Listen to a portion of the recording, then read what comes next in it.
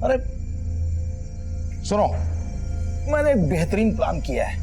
Summer vacation पे तुम दोनों को लेके शिमला चल रहे हैं घूमने, ठीक है? सबसे पहले खाना खाते हैं, खाना खाते खाते प्लान करते हैं। आ जाओ।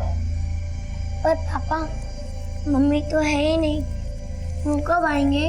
मम्मी आ जाएंगी बेटा, उससे पहले आ जाएंगी ना। झूठ बोल रहे हो आप, अब वो नहीं आएंगी क्योंकि आपने उनको मार डाला है। क्या बोल रही हो तुम? किसने कहा तुमसे ये? सब ये कहते हैं कि आपने और विद्या आंटी ने मिलकर मम्मी को मार डाला। झूठ बोलते हैं सब बेटा, ऐसा कुछ नहीं किया। आप झूठ बोल रहे हो। अब आप हम दोनों को भी मार डालोगे ना? बेटा ऐसा मत बोलो। मुझे ऐसे बात नहीं करनी। चलो माधव। तृप्ति, माधव, बेटा, तृप्ति, बेटा, बेटा दरवाजा खोलो तृप्ति। माधव,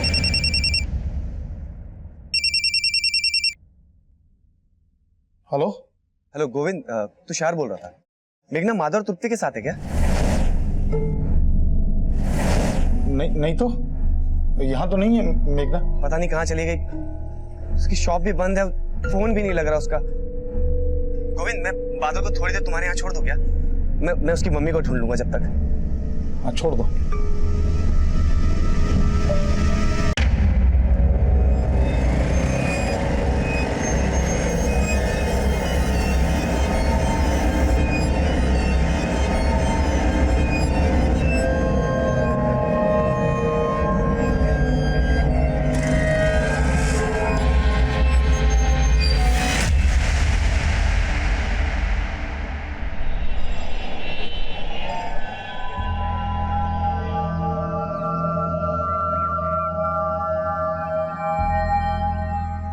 नो, तुम समझ नहीं रहे हो, यहाँ पे कितने सारे लोग हैं इनके सामने।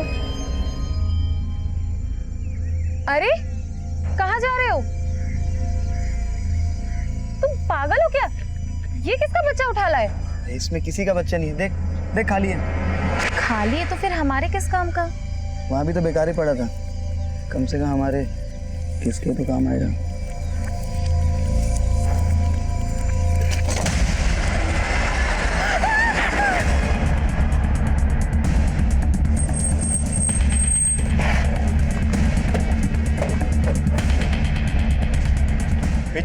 पीछे हटिए आप लोग। हटिए पीछे साइड। सर हम झूठ नहीं बोल रहे, ये प्रेम वहाँ लवारिस पड़ा हुआ था। सोने सर, दोनों का फोन नंबर और एड्रेस लो। सर, लाश का सर गायब है और बॉडी को कई टुकड़ों में काटकर इन बच्चों के कपड़ों में भरा गया है और फ्रेम के निचले वाले हिस्से में डालकर बॉडी को यहाँ पे डंप किया गया। सर बॉडी को यहाँ गार्डन में लाकर डंप किया गया, तो किसी ने तो देखा होगा। सर गार्डन और गार्डन के आसपास कहीं कोई सीसीटीवी नहीं है, लेकिन लोगों से पूछताछ चल रही है, शायद किसी ने कुछ फिटनेस किया हो। बॉडी को पोस्टमार्टम के लिए भेजिए। हो गया। नमस्कार, आदाब। मैं inspector Adil Khan, crime petrol Dastak में आपका स्वागत करता हूं। मैंने अपने करियर में कई मर्डर केसेस सॉल्व किए हैं, लेकिन ये केस काफ़ी लिहाज से अलग था। लाश को ठिकाने लगाने के लिए कोई प्रेम का इस्तेमाल करे, ऐसा मैंने पहले कभी नहीं देखा था। और जो लाश हमें मिली थी वो मंजू शर्मा नाम की एक लड़की की थी। लाश को 22 टुकड़ों में काटा गया था और लाश का सर गायब था, लेकिन 3 महीने बाद भी हम उसकी पहचान पता नहीं कर पाए थे। अब ये केस बैकलॉग में चला गया, लेकिन 3 महीने बाद फिर से वही माहौल बना जिसने हम सबको हिला के रख दिया।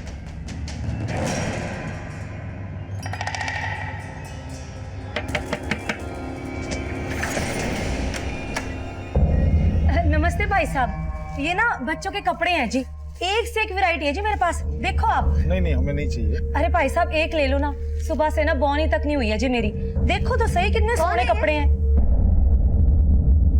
तो ये बच्चों के कपड़े बेच रही, देखो कुछ चाहिए तो तुम्हें। ये ना मेरे पास बच्चों के कपड़े हैं जी, एक से एक वैरायटी है, देखो ये तो गुड़िया पे बहुत ही फबेगा जी, कितनी प्यारी बच्ची है। और प्राइस क्या है? अरे आप प्राइस की टेंशन ना लो जी, एक काम करो आस पड़ोस वालों को भी बुला लो, ज्यादा लोग लेंगे ना तो दाम कम कर देना है मैंने।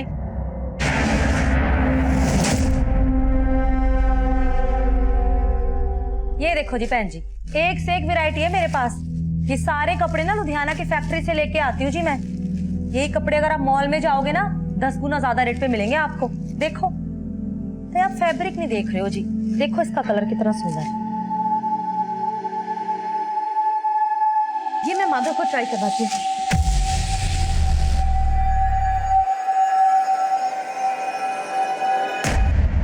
बेटा मैं रोटी और ला रहा हूँ। अरे परमीला भाभी, आपने तो पूरा मार्केट लगा दिया आज। अरे बहन जी तुसी भी देखो ना कितने सोने सोने पीस है, ये देखो।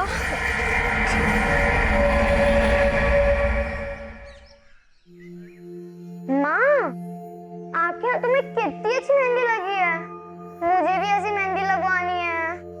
दीदी, स्कूल में मेहंदी लगवाना अलाउड नहीं है, टीचर डांटेगी। समर वेकेशन आ रही है तो मैं मेहंदी तो लगवा ही सकती हूँ, क्यों मम्मी? बिल्कुल बेटा, चलो आप जल्दी करो। माधव जल्दी, लेट हो रहे हैं स्कूल के लिए। चाबी ले ली तुमने? मैं भी ऑफिस जा रहा हूँ। हाँ ले ली, चलो जल्दी चलो, स्कूल के लिए लेट हो रहे हैं। आओ जल्दी आओ, चलो माँ।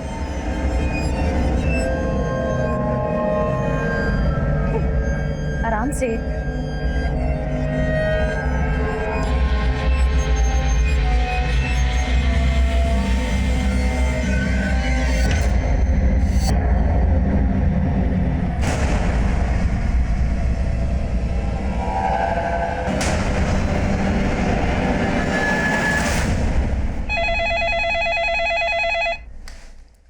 हेलो,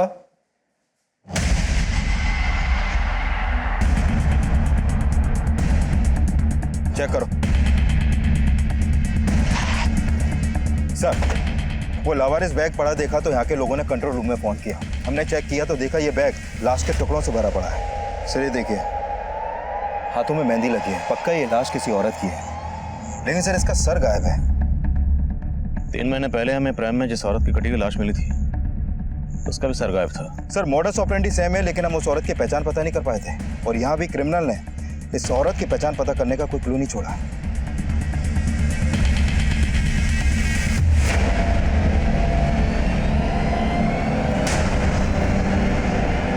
पापा, पापा बोलो ना, मम्मी कब आएगी? आ जाएंगी बेटा, जल्दी आ जाएंगी।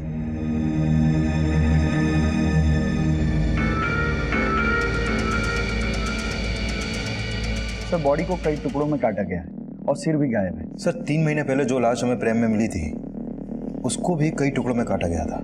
उस बॉडी का और इस बॉडी का काटने का पैटर्न बिल्कुल सेम है। किसी छोटे हथियार से धीरे धीरे रेत कर काटा गया है। यानी इस औरत का किलर और उस औरत का किलर एक ही हो सकता है जिसकी लाश हमें 3 महीने पहले मिली थी। एब्सोल्युटली। Excuse me. बोले यादव। सर साईनगर थाने में प्रमिला नाम की एक औरत की मिसिंग कंप्लेंट फाइल हुई थी। सर कंप्लेंट उसके पति गोविंद ने दर्ज करवाई थी। इस गोविंद को बॉडी की शिनाख्त के लिए बुलाओ। Okay sir.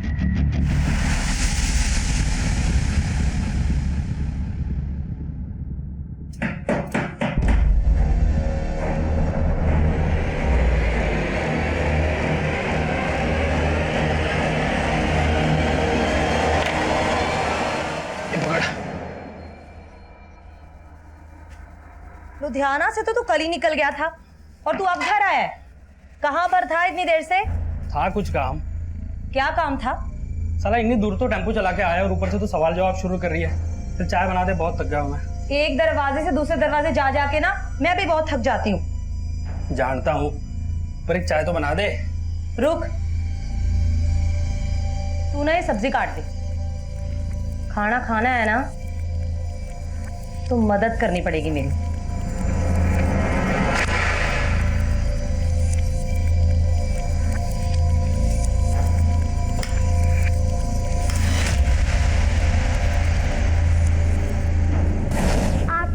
कितनी अच्छी मेहंदी लगी है, मुझे भी ऐसी मेहंदी लगवानी है।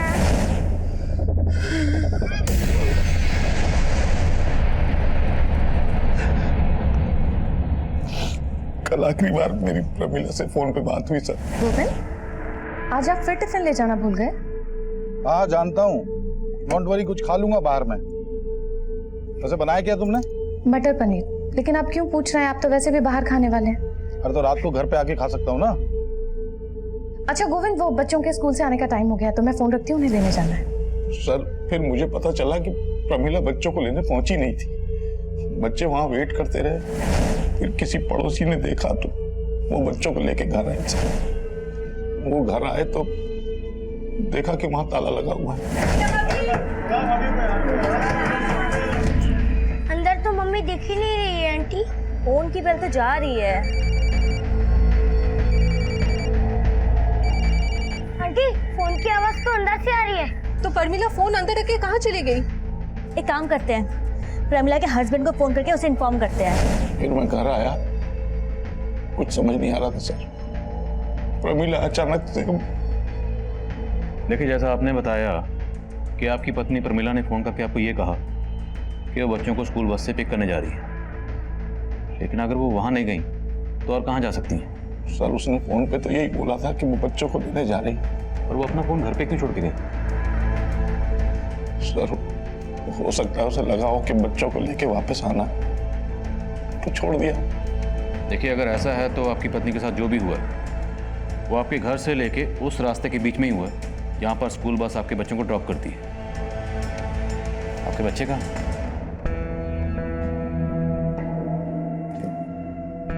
अरे आप लोग खाना क्यों नहीं खा रहे हो? देखो मम्मी आ जाएंगी। अगर यहाँ मन नहीं लग रहा तो हमारे घर चलो, बादल भी स्कूल से आ जाएगा, फिर खूब मस्ती करेंगे, खेलेंगे और खाना भी साथ में खाएंगे। चले? मुझे कुछ नहीं खाना आंटी। बेटा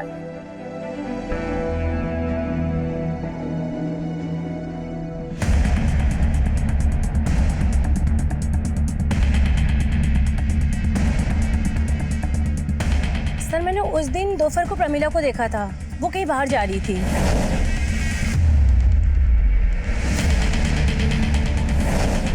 तो उस दिन प्रमिला को देख के आपको लगा कि वो कुछ अपसेट है या आपको कुछ अजीब लगा? नहीं सर, ऐसा कुछ भी नहीं लगा, क्योंकि वो हर रोज बस स्टॉप जाती थी बच्चों को लेने। बेटा अब बड़े हो ना, समझदार हो, भाई को समझाओ ना। मम्मी आ जाएगी जल्दी। पापा पापा मम्मी कहाँ है? मम्मी आएंगी बेटा, मम्मी आ जाएंगी। आप सर, ये हमारी पड़ोसी। मैं मेघना। मैं विद्या। बेटा कौन से स्कूल में पढ़ते हो आप लोग? सर ये 3rd में है, ये 4th में। गोविंद जी, देखिए आपकी पत्नी की लाश यहाँ से 10 किलोमीटर दूर सिंधुजा में मिली। आपको किसी पर शक, किसी से कोई झगड़ा या दुश्मनी? नहीं सर, ऐसा तो कुछ समझ नहीं आ रहा। प्रमिला जी वर्किंग थी या हाउसवाइफ? सर थी तो हाउसवाइफ, लेकिन साथ साथ में शेरूल की मेंबरशिप ले रखी थी। शेरूल मतलब? शेरूल एंटरप्राइजेस। सर ब्यूटी प्रोडक्ट बनाते हैं ये लोग। तो प्रमिला आसपास पड़ोस में और रिलेशन में ये प्रोडक्ट बेचती थी।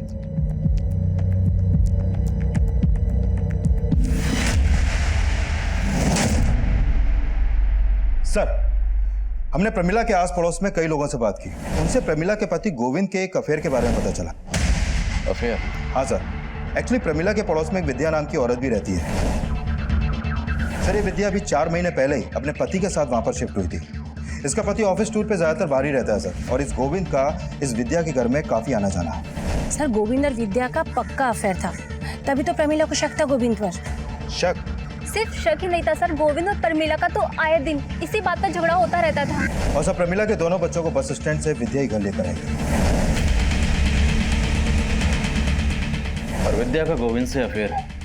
गोविंद ने हमें यह बताया था कि प्रमिला ने सिर्फ फोन पर यह कहा था कि वो बच्चों को स्कूल बस से लेने जा रही, लेकिन हो सकता है कि प्रमिला ने गोविंद को ऐसा कुछ कहा ही ना हो, बल्कि इस गोविंद ने खुद प्रमिला को कहीं बुलाया और उसका कत्ल कर दिया। बुलाओ इन दोनों। Okay sir.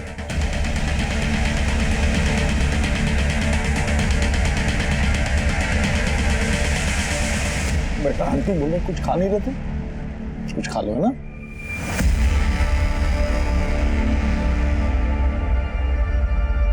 गोविंद जी आपको हमारे साथ थाने चलना होगा, और विद्या जी आपको भी। मुझे क्यों? थाने चलिए, बताते हैं। मेघना जी बच्चों का ख्याल रखना।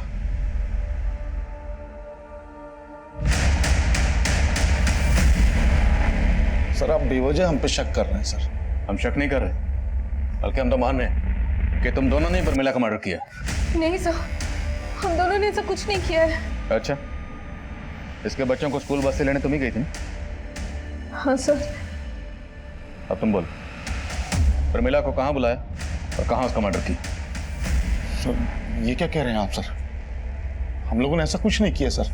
सर मैं अपने बच्चों की कसम खा के कह रहा हूँ, नहीं किया सर कुछ भी। सर मानते हैं हमारा रिश्ता गलत है, लेकिन प्रमिला के मर्डर से हमारा कोई लेना देना नहीं है सर। हाँ सर।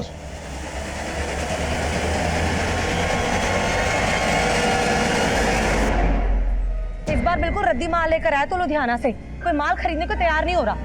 ऐसा करेगा ना तो धंधा चौपट हो जाना है अपना। हाँ, घूर क्या रहा है? मारेगा मुझे? आराम से। आजकल ना बहुत गुस्सा आने लग गया तुझे। ठीक से रख सामान, काम में दिमाग लगता नहीं है तेरा बस।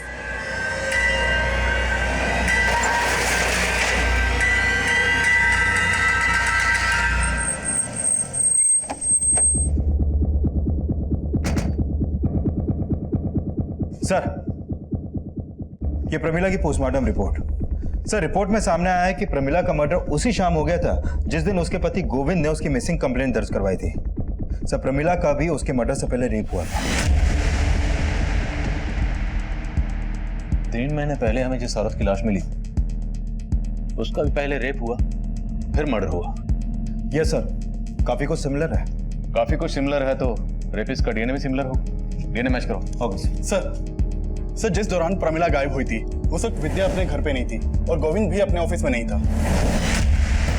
इस विद्या और गोविंद की एक्टिविटी सस्पिशियस लग रही। मजिस्ट्रेट साहब से गोविंद की डीएनए लेने की परमिशन लो। Right sir. सर, प्रमिला के कॉल रिकॉर्ड में एक नंबर सस्पिशियस मिला है। पिछले काफी समय से प्रमिला की शंकर नाम के एक आदमी से बातें होती थी, लेकिन सर इस शंकर का नंबर अभी बंद है। कौन है शंकर? सर, शंकर शेरोल एंटरप्राइजेस में एरिया मैनेजर था और प्रमिला भी पहले वहीं की मेंबर थी।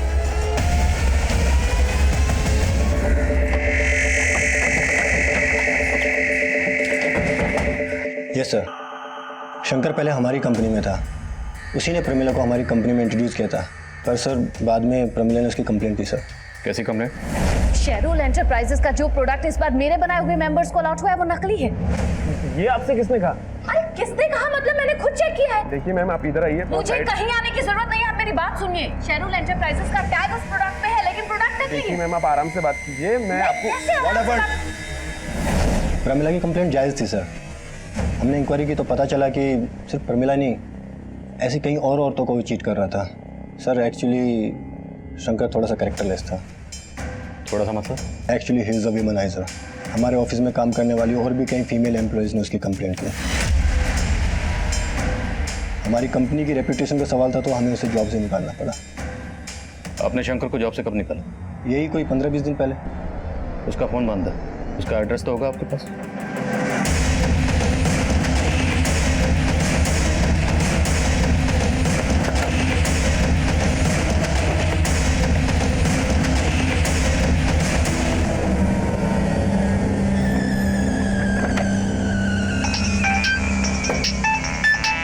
हाँ विकास। सर, शंकर के घर में ताला लगा है। आसपास में पूछा लेकिन किसी को भी नहीं मालूम कि इस वक्त कहाँ है वो। अब गोविंद और विद्या के अलावा ये शंकर भी हमारा सस्पेक्ट है। इस शंकर के लिए लुकआउट नोटिस जारी करो। नमस्ते जी, मैं शंकर, शिरू ब्यूटी प्रोडक्ट से। मैंने आपको कॉल किया था ना? जी जी, आइए प्लीज। Thank you.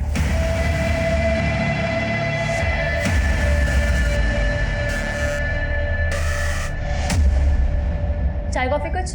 नहीं शुक्रिया, आप आइए ना, बैठिए। 2 मिनट में मैं आपको स्कीम समझा दूंगा। आइए, पहले ना आप मेरी स्कीम सुन लीजिए, और बस थोड़ी सी इन्वेस्टमेंट है और आप घर बैठे बहुत पैसे कमा सकती है। पर कैसे? बहुत ही सिंपल है मैम। जैसे ही आप हमारी कंपनी की मेंबरशिप लेंगी तो आपको एक ऐसी प्रोडक्ट किट दी जाएगी और आप अपनी ही तरह बाकी लोगों को भी ये प्रोडक्ट बेच के अच्छे पैसे कमा सकोगी। और हाँ मैम, हमारे कंपनी से आपको अच्छे बेनिफिट्स भी मिलेंगे और अच्छी मार्जिन भी मिलेगी।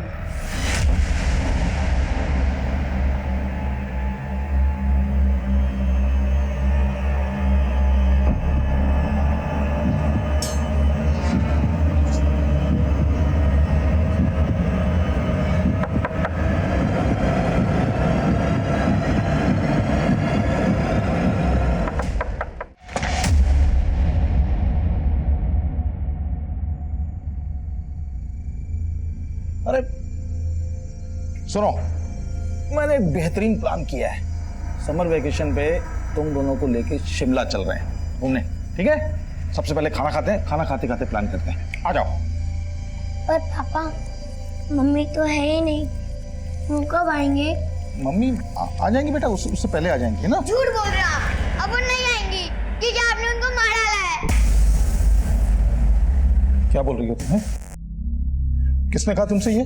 सब ये कहते हैं कि आपने और विद्या आंटी ने मिलकर मम्मी को मार डाला। झूठ बोलते हैं सब बेटा, ऐसा कुछ नहीं किया। आप झूठ बोल रहे हो। अब आप हम दोनों को भी मार डालोगे ना? बेटा ऐसा मत बोलो। मुझे ऐसे बात नहीं करनी। चलो तब। तृप्ति, माधव, बेटा तृप्ति, बेटा बेटा दरवाजा खोलो तृप्ति।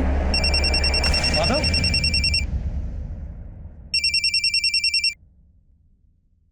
हेलो हेलो गोविंद, तुषार बोल रहा था। मेघना माधव और तृप्ति के साथ है क्या? नहीं तो यहाँ तो नहीं है मेघना। पता नहीं कहाँ चली गई। उसकी शॉप भी बंद है, फोन भी नहीं लग रहा उसका। गोविंद, मैं बादल को थोड़ी देर तुम्हारे यहाँ छोड़ दूं क्या? मैं उसकी मम्मी को ढूंढ लूंगा जब तक। हाँ छोड़ दो।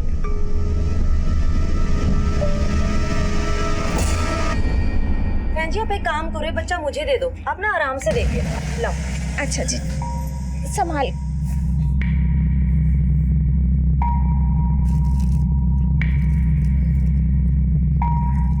डिजाइन कुछ खास नहीं है, आपके पास कोई और कलेक्शन है? जी कलेक्शन तो बहुत है मेरे पास, लेकिन वो क्या है ना, जल्दबाजी में मैं लेके नहीं आ पाई। आप ना एक काम करो, आप ना मेरे गोदाम में आ जाओ, वहाँ ना आपको बहुत सारी वैरायटी देखने को मिलेगी जी। पर बहन जी, आपका गोडाउन कहाँ है? आप एक काम करो, पेन और पेपर ले आओ, मैं गोडाउन का एड्रेस लिख के दे देती हूँ आपको। अभी राइट। हाँ।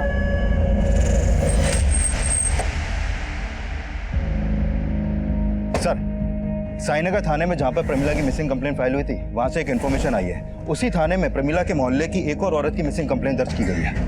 कौन औरत? सर, ये मेघना बेस्ट। सर, इस मेघना का प्रमिला के घर में काफी आना जाना था और ये कंप्लेंट मेघना के पति ने दर्ज करवाई है। सर, साईनगर पुलिस को मालूम था कि हम प्रमिला मर्डर केस में उसके पति गोविंद पर शक कर रहे हैं, इसलिए उन्होंने हमें ये अपडेट दिया। विकास, इस मेघना के पति से भी मिलते हैं, देखते हैं वो गोविंद के बारे में क्या कहता है।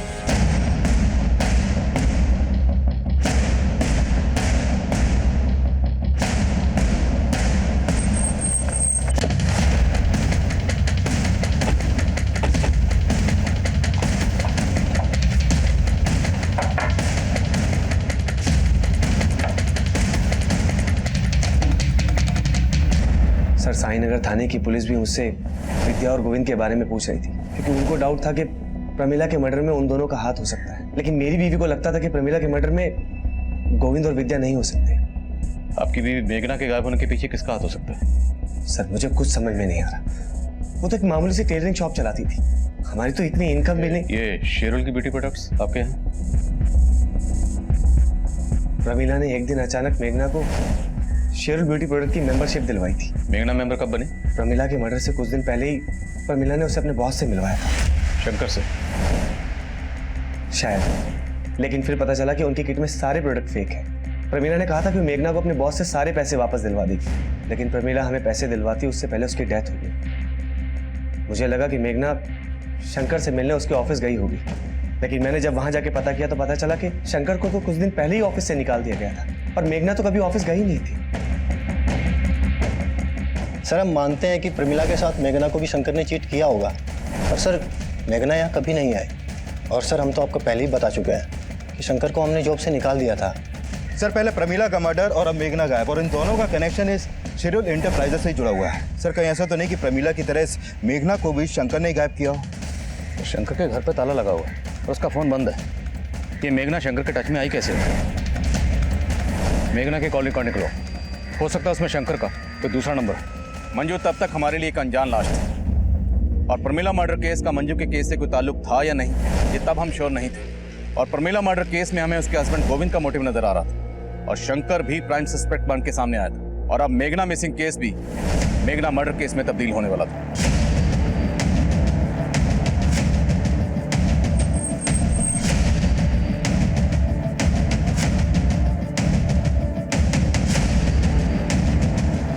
सर इस औरत की बॉडी को भी चॉप करके डंप किया गया, इसका सर भी गायब है।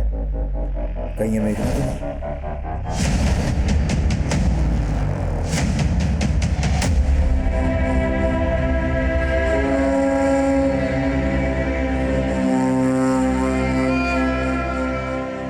तीनों मर्डर्स में मॉडस ऑपरेंडी सेम है, तो कातिल भी सेम ही होगा। प्रमिला और मेघना के मर्डर्स में ये शंकर कॉमन, तो पूरे चांसेस हैं कि जिस औरत की लाश हमें 3 महीने पहले भी इस प्राइम में मिली थी, उसका कातिल भी यही शंकर होगा। सर शंकर का नेटिव एड्रेस कानपुर का है, वहाँ इसके पेरेंट्स रहते हैं, लेकिन ये काफी टाइम से कानपुर गए नहीं। लेकिन कानपुर पुलिस की इसके पेरेंट्स पे नजर है।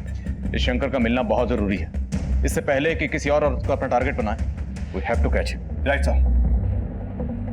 तुम बहुत मजाकिया हो। वैसे मुझे तुम्हारी स्किन पसंद है। और मैं क्या? अरे मजाक कर रहा था यार।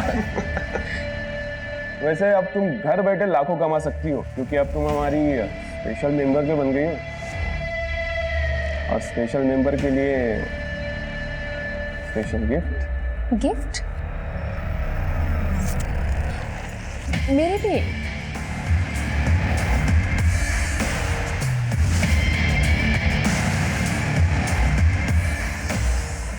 Thank you. सर इस मेघना के कॉल रिकॉर्ड में ऐसा कोई नंबर नहीं मिला जो शंकर से कनेक्टेड हो। लेकिन सर जिस समय मेघना का फोन रानीगंज मार्केट में बंद हुआ, उस समय गोविंद का फोन भी वहां पर एक्टिव था।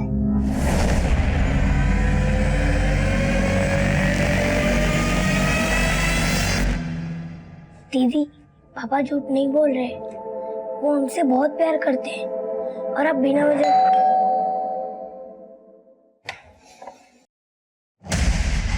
ले चलो इनको। लेकिन मेरी बात सुनिए सर। चलिए चलिए। पापा, देखिए मेरी बात। पापा, पापा, अंकल, अंकल कहाँ ले जा रहे हो मेरे पापा को? पापा, पापा झूठे हैं। पापा नहीं, मम्मी को मारा है। अरे मैं कुछ नहीं किया यार, आप लोग बार बार पकड़ लेते हो सर। समझते क्यों नहीं आप लोग? पहले तू हमें समझा। प्रमिला को तुमने मारा विद्या के लिए, लेकिन मेघना को मारने के पीछे तेरा मोटिव क्या था? सर मैं बार बार कह रहा हूँ, न मैंने मेघना को मारा न प्रमिला को मारा। सर आप कैसी बात कर रहे हैं? जिस दिन मेघना का फोन रानीगंज में स्विच ऑफ हुआ, उस दिन तेरा फोन वहीं एक्टिव था। अब ये महज इत्तेफाक तो नहीं हो सकता? सर मैं रानीगंज मार्केट गया था, लेकिन मैंने रानीगंज मार्केट क्यों गया था? सर मुझे मेघना पे शक था, इसलिए मैंने सोचा कि। कहानी मत सुना।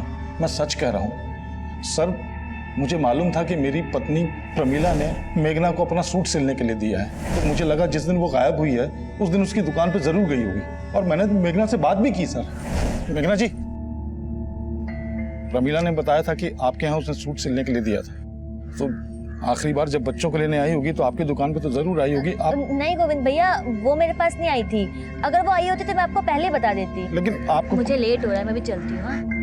सर मुझे लगा मेघना झूठ बोल रही है, तो मैं उस पर नजर रखने लगा और उसका पीछा करते हुए रानीगंज मार्केट गया था मैं। सर मुझे लगता है मेघना को पता चल गया था कि मैं उसका पीछा कर रहा हूँ, इसलिए वो मार्केट में चालाकी से गायब हो गई। सर चालाकी तू कर, बोल मेघना और प्रमिला को मारने के पीछे की असली कहानी क्या है? और विद्या को इसलिए फंसा रहा था ना, ताकि पहले उसका रेप करे फिर मर्डर। सर क्या कह रहे हैं सर? मैंने ऐसा कुछ नहीं किया, मैं बार बार आपको बोल रहा हूँ सर। तेरी डीएनए रिपोर्ट से साफ हो जाएगा कि तूने मेघना का रेप भी किया है। सर यार मत देना।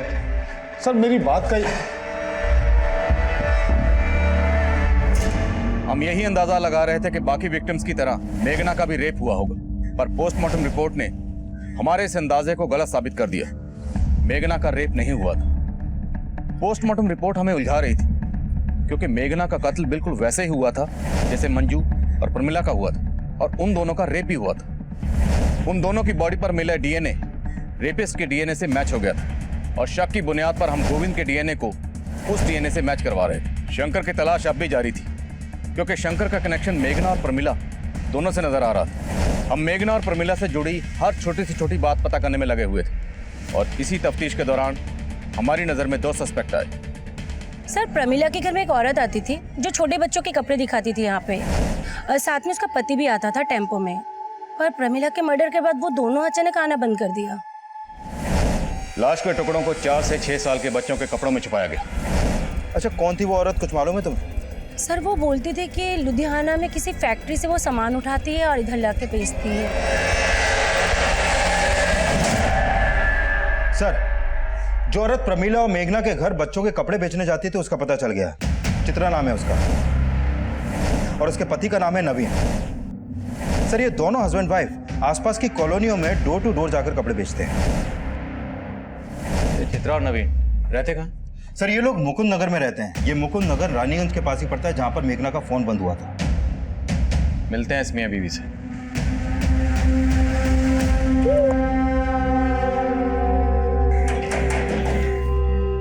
जी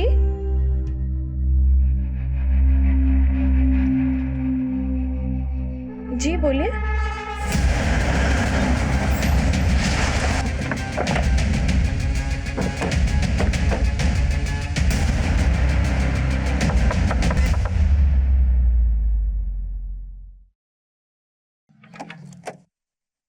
चित्रा जी चेक करो सब्जेक्ट। अरे कोई भी गाना छोड़ना है ये सब आप कोई ना क्या कोई कर रहे जरूर मिलेगा। चेक कर, हैं? अरे मेरे घर में इस तरीके से छानबीन क्यों कर रहे हैं सर? अभी पता चलेगा। सुना तो डोर टू डोर जाकर डिलीवरी नहीं करती, कस्टमर को अपने डोर तक भी बुलाती। कितनी औरतों को बुलाया अभी तक? सर ये आप क्या कह रहे हैं? मुझे कुछ समझ में नहीं आ रहा है। सब समझ में आ जाएगा। ये कपड़े तूने बेचे हैं ना? नहीं सर, ये कपड़े मैंने किसी को नहीं बेचे जी। अच्छा, तब तो तू इस आदमी को भी नहीं जानती होगी। नहीं सर, मैं इस आदमी को भी नहीं जानती। तेरा पति कहाँ है? जी वो तो लुधियाना गया हुआ है। झूठ बोलती है? मैडम जी मैं झूठ नहीं बोल रही हूँ, सच बोल रही तेरे हूँ। पति का फोन नंबर और टेम्पो का नंबर बोल। ठीक है सर जी। सर चित्रा के पति नवीन का नंबर अभी रानीगंज में एक्टिव है। और उसकी बीवी बोली थी वो लुधियाना गया। उसके फोन की एग्जैक्ट लोकेशन ट्रैक करने के लिए कहो और बोलो तुरंत मेरे फोन पे भेजें। सर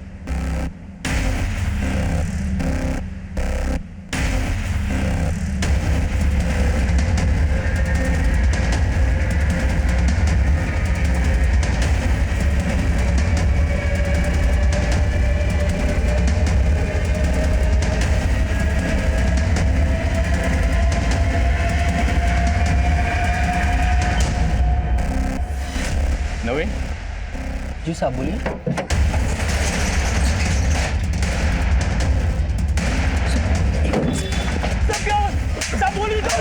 सर देखिए, ये देखिए सर।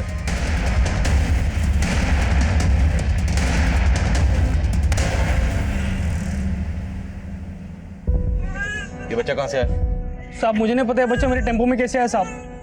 तो औरतों का रेप और कत्ल करने के साथ साथ बच्चे भी चुरा के बेचता है तू? साहब मैं सच बोलता हूँ, पता नहीं बच्चा कैसे आया टेम्पो में साहब। साहब यकीन मानिए मैंने कुछ नहीं किया साहब। तू जो करता तेरी बीवी भी जानती है ना? सीधा सीधा बोल वरना उधेड़ के रख देंगे। साहब मैं लुधियाना जा रहा था, वो रानीगंज मार्केट से गारमेंट वाले का पेमेंट उठाना था, इसलिए मैं वहाँ रुक गया। आप चाहे तो पता कर सकते हैं। ये ऐसे नहीं मानेगा, उधेड़ो ऐसे बोल। साहब मैंने कुछ नहीं किया साहब। साहब मैंने कुछ नहीं किया। साहब मैंने कुछ नहीं किया।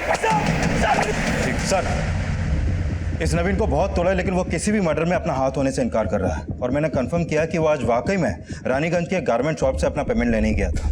मुझे सर नवीन की बीवी चित्रा ने उस बच्चे को आइडेंटिफाई किया है जो उनके टेम्पो में मिला था। उसने बताया कि वो बच्चा उसकी एक कस्टमर अनुषा का है।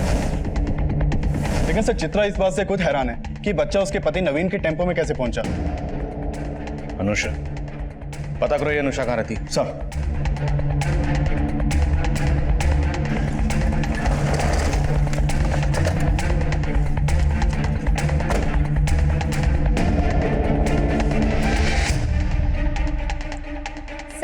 अनुषा विधवा है, यहाँ अपने बच्चे के साथ अकेली रहती है। अच्छा कहाँ गई है ये अभी कुछ मालूम है तुम्हें? 3-4 घंटे पहले मैंने उसे किसी आदमी के साथ जाते देखा था। कौन था वो आदमी, जानती हो उसे? चेहरा तो याद नहीं, पर उसे देखकर लग नहीं रहा था कि उसे कोई जबरदस्ती ले जा रहा है। वो खुद उस आदमी के साथ गई थी। अच्छा इस अनुषा का नंबर है तुम्हारे पास?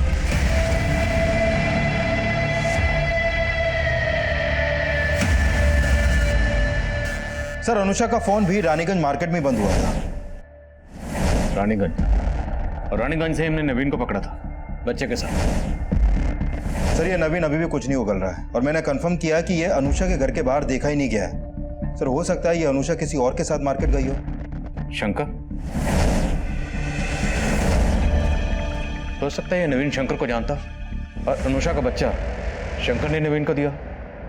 साहब मैं शंकर को नहीं जानता, पता नहीं वो बच्चा मेरे टेम्पो में कैसे आया।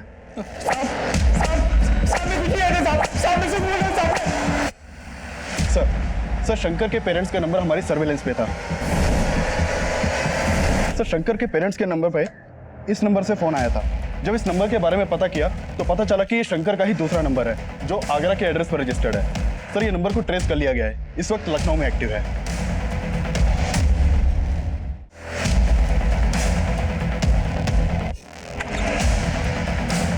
शंकर कहाँ? क्या बात है सर? चेक करो। अरे बात क्या है? अंदर चेक करो,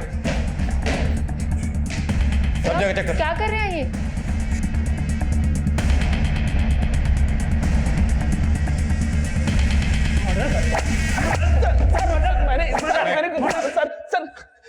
सर मैं मानता हूँ कि मैंने कई औरतों को चीट किया है और प्रमिला जैसी कई औरतों को मुझसे प्रॉब्लम भी थी सर, लेकिन मैंने मर्डर नहीं किया सर।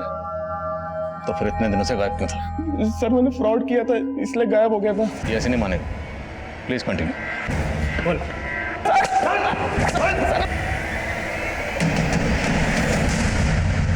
तृप्ति बेटा चुपचाप क्यों बैठी हो? पापा ने आज तुम्हारे लिए सरप्राइज प्लान किया है। तुम चाहती थी ना कि तुम भी मम्मी की तरह मेहंदी लगाओ। देखो क्या लाया हूं तुम्हारे लिए, ये देखो। और इतनी प्रैक्टिस की है तुम्हारे लिए कि अब तुम्हें भी मम्मी की तरह बिल्कुल राज। पापा दीदी आप पर ट्रस्ट नहीं करती, मैं करता हूँ ना। आप मुझे मेहंदी लगा दो। मेहंदी लगाने के बाद पापा मम्मी की तरह तेरी भी हाथ काट देंगे। तृप्ति दरवाजा खोलो। तृप्ति सर जिस दौरान अनुषा का फोन रानीगंज मार्केट में बंद हुआ उस समय शंकर रानीगंज में था ही नहीं, और ये भी नवीन की तरह बार बार यही बोल रहा है कि इसका किसी भी मर्डर में हाथ नहीं है। और सर नवीन और चित्रा के घर में भी ऐसा कोई क्लू नहीं मिला है जिससे लगे कि वहां पर कोई मर्डर हुआ है। मेघना का फोन भी रानीगंज में ही बंद हुआ था और उसकी लाश मिली। अनुषा का फोन भी रानीगंज में ही बंद हुआ, अनुषा गायब होगी और इसका बच्चा हमें मिला रानीगंज में ही नवीन के टेम्पो में। और जिस पार्क में हमें औरत की कटी हुई लाश प्रेम में मिली थी वो पार्क भी रानीगंज में ही है। और प्रमिला जाने से पहले अपना फोन घर पर छोड़ के गई थी, तो हो सकता है शायद प्रमिला भी रानीगंज में कहीं गई हो। तो रानीगंज में ऐसा कोई ठिकाना है जहां पर्पसली इन औरतों को पहले बुलाया जाता है, फिर रेप किया जाता है और उसके बाद उनका मर्डर। पर सर रानीगंज काफी बड़ा एरिया है, वो कहाँ जाती थी ये पता करना आसान नहीं होगा। पर पता करना तो है ना। रानीगंज में जहां जहां सीसीटीवी है सब जगह की सीसीटीवी फुटेज निकालो, उसे खंगालो, खासकर उस वक्त की जब हमें इस औरत की कटी हुई लाश वहां मिली थी। हो सकता है इससे हमें इस औरत की पहचान मिले और हम कातिल तक पहुंच जाएं। हम अब भी ऐसी कई कोशिशें कर रहे थे जिनको अंजाम तक पहुंचाना आसान नहीं था, लेकिन इन कोशिशों के कुछ नतीजे हमारी टीम का हौसला बढ़ा रहे थे। सर आपका अंदाजा बिल्कुल सही था। प्रमिला की हत्या वाले दिन वो रानीगंज मार्केट के एक सीसीटीवी में कैप्चर हुई थी और मेघना उसी मार्केट के दूसरे सीसीटीवी में। ये देखिए लेकिन इसके बाद ये लोग कहाँ गए होंगे इसका पता नहीं चलता। रानीगंज में उस क्राइम सीन तक पहुंचने के लिए अभी हमें और हाथ पैर मारने थे। और जब हमने रानीगंज का 3 महीने पुराना डंप डाटा स्टडी किया तो हमें उस मंजू की पहचान भी मिल गई जिसका कत्ल 3 महीने पहले हुआ था। सर हमने रानीगंज मार्केट का 3 महीने पहले का डंप डेटा स्टडी किया, उसमें 5 नंबर ऐसे मिले जो अभी बंद है, जिसमें से 4 नंबर मेल के नाम पे रजिस्टर्ड हैं और 1 नंबर इस मंजू शर्मा के नाम पे रजिस्टर्ड है। सर इस मंजू की उम्र लगभग 26 साल की है और जिस औरत की लाश हमें 3 महीने पहले मिली थी उसकी उम्र भी 25 से 28 साल के बीच की थी। और ये नंबर तो मथुरा के एड्रेस पर रजिस्टर्ड है। राइट सर, लेकिन इस मंजू का लखनऊ में भी आना जाना था और सर मेघना के कॉल रिकॉर्ड में भी मंजू का नंबर मिला है। मेघना तुषार की बीवी? हाँ सर, और ये भी पता चला है कि तुषार ने एक गोडाउन रेंट पे ले रखा है जो रानीगंज में है। ये वहाँ का एड्रेस है सर।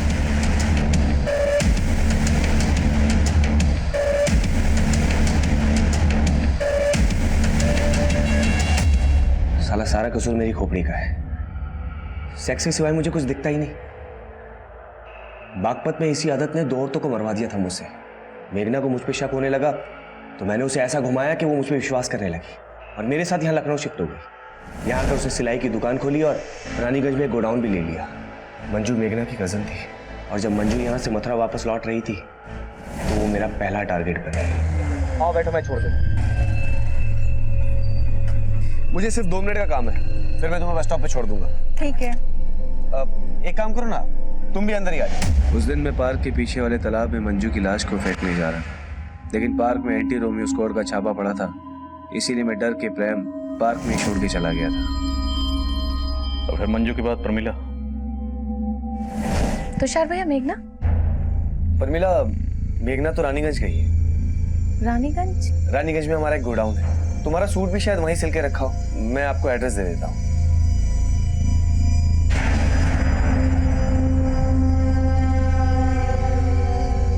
मंजू और प्रमिला के मर्डर के बाद मेघना को मुझ पे शक होने लगा, इसलिए मुझे उसे भी रास्ते से हटाना पड़ा। इसलिए बहाने से मैंने उसे गोडाउन पे बुलाया और फिर मेघना के मर्डर के बाद मैं डर गया था कि मैं फंस जाऊंगा, इसलिए खुद को बचाने के लिए मैंने एक तरफ शंकर का नाम लिया, दूसरी तरफ मैं नवीन और चित्रा के लिए गड्ढे खोद रहा था, क्योंकि पहले भी मैंने उन्हें रानीगंज में देखा था। उनका घर गोडाउन के बिल्कुल नजदीक था, और फिर एक दिन मैंने प्रमिला के घर उनको देखा। मैं अगला टारगेट अनुषा को बनाने वाला था, और फिर उसके घर के बाहर भी नवीन और चित्रा को देखा। मैंने सोचा कि अगर मैं अनुषा के साथ कुछ भी करता हूँ तो नवीन और चित्रा को फंसा के खुद को बचा सकता हूँ, इसीलिए पूरी प्लानिंग के साथ मैं अनुषा के घर पहुंचा। जी बोलिए। आप चित्रा के गोडाउन में कपड़े देखने के लिए आने वाले थे ना? हाँ। लुधियाना से नया स्टॉक आ गया। मैं अनुषा को बहाने से गोडाउन में ले गया, पहले रेप किया और फिर मर्डर करके उसके शरीर के टुकड़ों को फ्रिज में रख दिया। मैं उसकी बॉडी को ठिकाने लगा था उससे पहले ही तुषार एक के बाद एक जुर्म किए जा रहा था, और हैरान करने वाली बात यह थी कि तुषार की पत्नी मेघना को अपने पति के इन जुर्मों की हर मोड़ पर दस्तक मिल रही थी, लेकिन उसने इस दस्तक को नजरअंदाज किया। उसकी कजन मंजू पिछले 3 महीने से गायब थी, और उसे यह भी अंदाजा था कि हो सकता है मंजू का कत्ल उसके पति तुषार ने किया, लेकिन फिर भी उसने इस बारे में पुलिस को कुछ नहीं कहा, जिसका नतीजा ये निकला कि मंजू और प्रमिला के कत्ल के बाद तुषार का वो घिनौना राज मेघना के कत्ल की दस्तक बन गया। अनुषा ने एक अजनबी की बात पे भरोसा किया, वो उस जुर्म की दस्तक को महसूस ही नहीं कर पाई, और नतीजा ये हुआ कि उसका बच्चा अनाथ हो गया। कोई भी जुर्म होने से पहले दस्तक जरूर देता है। इस दस्तक को सुनिए और किसी भी जुर्म को होने से पहले उसे रोकिए। अब मैं आदिल खान आपसे इजाजत लेता हूँ, आपसे फिर मुलाकात होगी एक नए केस के साथ। तब तक देखते रहिए क्राइम पेट्रोल दस्तक। मकसद बताना नहीं, बचाना है।